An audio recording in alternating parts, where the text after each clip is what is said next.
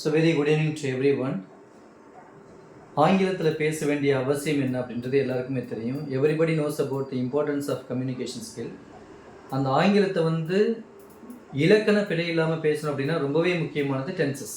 So அதனால தான் ஒவ்வொரு டென்ஸையும் நம்ம தனித்தனியாக அதோட ஃபார்மேஷன் என்ன, ரூல்ஸ் அண்ட் ரெகுலேஷன்ஸ் என்ன, எப்போயெல்லாம் நம்ம பயன்படுத்தணும் அப்படின்றத நம்ம ஒன் பை ஒன்னாக நம்ம பார்த்துட்ருக்கோம். So in that way we are moving to the another tense, that is future perfect tense.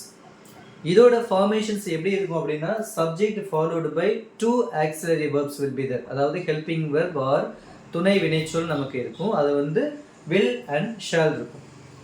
So இந்த ரெண்டில் யூஸ்வலாக நாம் என்ன செய்வோம் அப்படின்னா தேர்ட் பர்சன் சிங்குலருக்கு he she itக்கு வரும்போது நம்ம shall பயன்படுத்துவோம். பட் ஈவன் தோ அந்த இடத்துல நம்ம will பயன்படுத்தலாம். இந்த ஷால் பர்டிகுலராக எதுக்கு யூஸ் பண்ணுறாங்க அப்படின்னா only for the polite request அப்படின்னா for example if you are participating in the games like football or volleyball or badminton or table tennis or anything, எந்த விதமான சூழ்நிலையில் நீங்கள் விளையாடணும் அந்த கேம்ஸில் உங்களுடைய சாய்ஸ், அதாவது உங்களுக்கு அது ஆப்டாக இருக்கும், உங்களுக்கு அது கன்வீனியன்ட்டாக இருக்கும் அப்படின்றப்போ நீங்கள் என்ன சொல்லலாம் அப்படின்னா ஐ ஷால் அல்லது அப்படி சொல்லலாம். ஸோ அப்படி சொல்லும்பொழுது என்ன அர்த்தம் அப்படின்னா you are trying to take the ball அப்படின்னு அர்த்தம். ஸோ அதனால் இங்கே இருக்கக்கூடிய டூ ஆக்சிலரி வேர்ப்ஸ், அதாவது டூ ஆக்சிலரி வேர்ப்ஸில் நம்ம வில் அப்படின்றது we can use it for most of the pronouns, அதாவது ஃபர்ஸ்ட் பர்சன் சிங்குலராக இருக்கட்டும், second person singular or plural, even for the third person singular or plural we can use either will or shall. அதில் எந்த விதமான நமக்கு எரர்ஸும் இல்லை.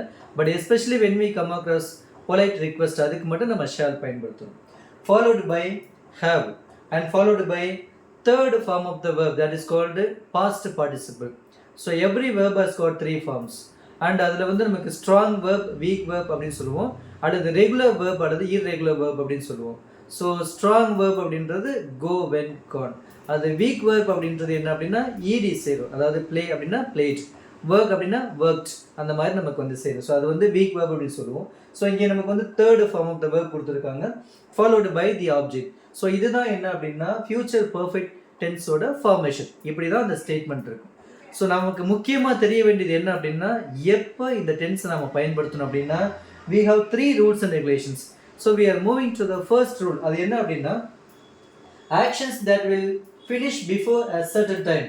அதாவது உதாரணத்துக்கு I will have completed my exam by 2 PM tomorrow. அதாவது நம்ம சொல்லும்ல நாளைக்கு இதே நேரத்தில் இன்னியாரும் நான் எக்ஸாம் எழுதி முடிச்சிருப்பேன். ஸோ அப்படின்னு நம்ம சொல்லும்போது அதை நம்ம ஃபியூச்சர் பர்ஃபெக்ட் டென்ஸ் பயன்படுத்தணும். ரெண்டாவது என்ன அப்படின்னா actions that will be completed before another event. அதாவது என்ன அப்படின்னா she will have learned English before she moves to England. அதாவது எப்படி அப்படின்னா அவங்க இங்கிலாந்து நாட்டுக்கு போகிறதுக்கு முன்னாடியே நிச்சயமாக ஆங்கிலத்தை கற்று முடிச்சிருப்பாங்க. ஸோ அப்படின்னு நம்ம சொல்கிறோம் இல்லையா, அதாவது அங்கே போகிறதுக்கு முன்னாடியே அவங்க செஞ்சு முடிச்சிருப்பாங்க அப்படின்னு நம்ம சொல்லுவோம் இல்லையா. ஸோ அந்த மாதிரி சுச்சுவேஷன்ஸ் வரும்பொழுது நாம் இந்த ஃபியூச்சர் பர்ஃபெக்ட் டென்ஸ் பயன்படுத்தணும். நெக்ஸ்ட் என்ன அப்படின்னா predicted actions that might have completed by now.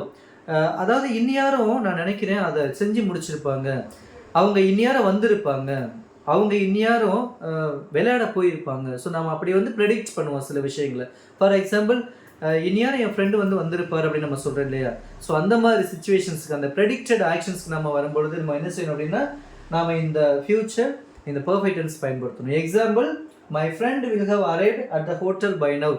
இன்னியாரும் என்னுடைய ஃப்ரெண்டு அந்த விடுதிக்கு வந்திருப்பார் அப்படின்னு நம்ம கெஸ் பண்ணுறோம் இல்லையா. ஸோ அந்த மாதிரி guessing activities, predicted activities, assumptions and thoughts, இந்த மாதிரி வரும்பொழுது இன்னியாரும் அவர் சேர்ந்திருப்பார், நம்ம உறுதியாக நம்புகிறோம் அப்படின்னு நம்ம சொல்லுவோம் இல்லையா. ஸோ அந்த மாதிரி ஒரு சுச்சுவேஷன்ஸ் வரும்பொழுது நாம் இந்த ஃபியூச்சர் பர்ஃபெக்ட் டென்ஸ் பயன்படுத்தணும். ஸோ இதே மாதிரி one by one we will see the other tenses also. Thank you.